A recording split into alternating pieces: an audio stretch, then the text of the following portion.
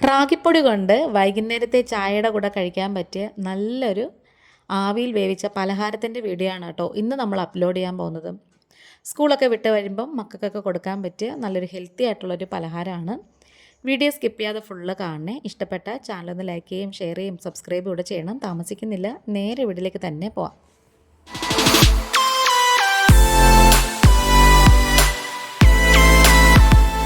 നമുക്ക് ചൂട് കട്ടിയുള്ളൊരു പാൻ വെച്ച് കൊടുത്തിട്ട് അതിലേക്ക് 1 ടീസ്പൂണ് നെയ്യ് ഒഴിച്ചു കൊടുക്കാം. നെയ്യ് നന്നായിട്ട് ഇങ്ങനെ ചൂടായി വരുമ്പോഴത്തേക്ക് നമുക്കിതിലേക്ക് 1 കൈപ്പിടിയോളം തേങ്ങയും കൂടി ഇട്ട് കൊടുക്കാം. തേങ്ങ തിരുമിയതാണേ. അത് ഭയങ്കരമായിട്ട് ഉണങ്ങിയ തേങ്ങ എടുക്കരുത്. ഇനി ഇത് നന്നായിട്ട് ഇങ്ങനെ ഒന്ന് മൂപ്പിച്ചെടുക്കണം. ഇത് ഭയങ്കരമായിട്ട് തീയലിനൊക്കെ വറുക്കുന്ന പോലെ ചുമക്കൊന്നും വറുക്കണ്ട. ആ വെള്ളമയമൊക്കെ ഒന്ന് വറ്റി വരുമ്പോഴത്തേക്കും ഞാനിവിടെ കുറച്ച് ചെറുപയറിൻ്റെ പരിപ്പ് കുതിർത്തിട്ട് വേവിച്ച് വെച്ചിട്ടുണ്ടായിരുന്നു. അത് കുഴഞ്ഞു പോകാതെ വേവിച്ചെടുക്കണേ.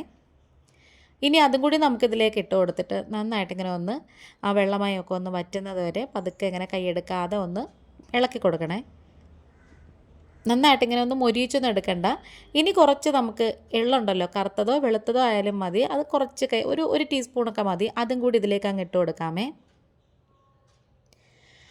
ഇനി ടേസ്റ്റ് എൻഹാൻസ് ചെയ്യാൻ വേണ്ടിയിട്ട് നമുക്ക് ഒരു നുള്ളു ഉപ്പും കൂടി ചേർത്ത് കൊടുക്കാം. പിന്നെ 4-5 ഏലക്ക ചതച്ചിട്ട് അതും കൂടി ചേർത്ത് വെക്കാം. ഏലക്ക പൊടി ഉണ്ടെങ്കിൽ 1 ടീസ്പൂൺ ചേർത്താൽ മതി.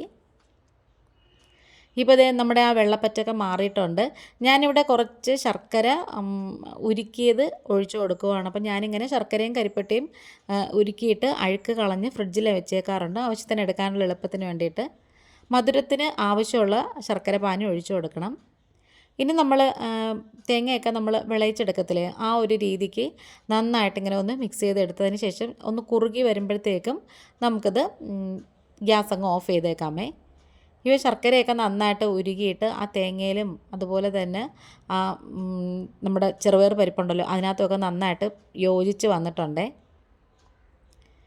ഇനി കുറച്ചും കൂടെ ഒന്ന് വെള്ളമയം ഒന്ന് വറ്റി വരുമ്പോഴത്തേക്ക് നമുക്ക് ഗ്യാസ് ഓഫ് ചെയ്ത് വെക്കാം. കാരണം നമുക്കിത് ഉള്ളിൽ വെക്കാനുള്ള ഫില്ലിംഗ് ആണേ. നല്ല ടേസ്റ്റി ആയിട്ടുള്ളൊരു പലഹാരമാണ് കേട്ടോ. ഇനി വേറൊരു ബേസിനിലേക്ക് ഞാൻ കുറച്ച് റാഗിപ്പൊടി ഇട്ട് കൊടുത്തിട്ടുണ്ട്. അതിലേക്ക് ഒരു നുള്ളു ഉപ്പും കൂടി ചേർത്ത് കൊടുത്തിട്ട് നല്ല തിളച്ച വെള്ളം, നല്ല വെട്ടി തിളച്ച വെള്ളമാണ് കേട്ടോ അതിലേക്ക് ഒഴിച്ചു കൊടുക്കേണ്ടത്. ഒഴിച്ച പാടെ നമ്മളിത് നന്നായിട്ടിങ്ങനെ മിക്സ് ചെയ്ത് യോജിപ്പിച്ചെടുക്കണം.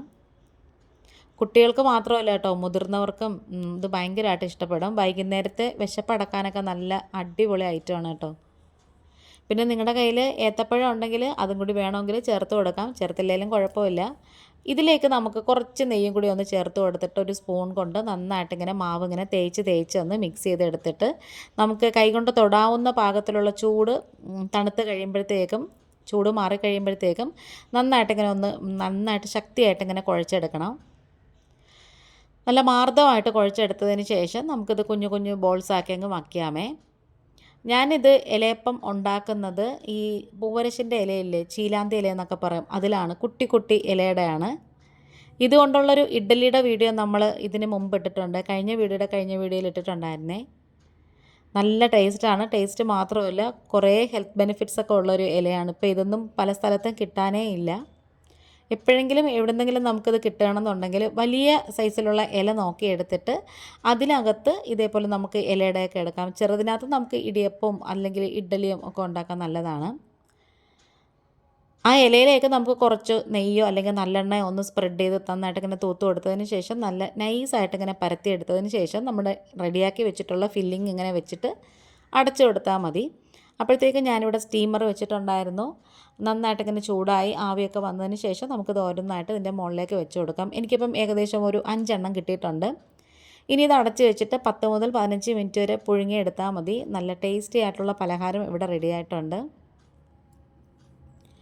വീഡിയോ സബ്സ്ക്രൈബ് ചെയ്യാതെ കാണുന്ന കൂട്ടുകാരെങ്കിലും ഉണ്ടെങ്കിൽ സബ്സ്ക്രൈബ് ചെയ്തിട്ട് ആ ബെല്ലൈക്കൺ പ്രസ് ചെയ്യണേ. എന്നിട്ട് അതിൽ ഓൾ എന്ന ഓപ്ഷനും കൂടി കൊടുക്കണം. എങ്കിൽ മാത്രമേ ഞാനിടുന്ന വീഡിയോസൊക്കെ നോട്ടിഫിക്കേഷനായിട്ട് നിങ്ങൾക്ക് കിട്ടത്തുള്ളൂ. അപ്പോൾ നമ്മുടെ വീഡിയോ വൈൻഡപ്പ് ചെയ്യാറായി. ഉള്ളിലൊക്കെ നല്ല സ്റ്റഫിംഗ് ഉണ്ട് കേട്ടോ. ഇന്നിപ്പോൾ ഇത്രയേ ഉള്ളൂ. വീണ്ടും വരാം. Thanks for watching.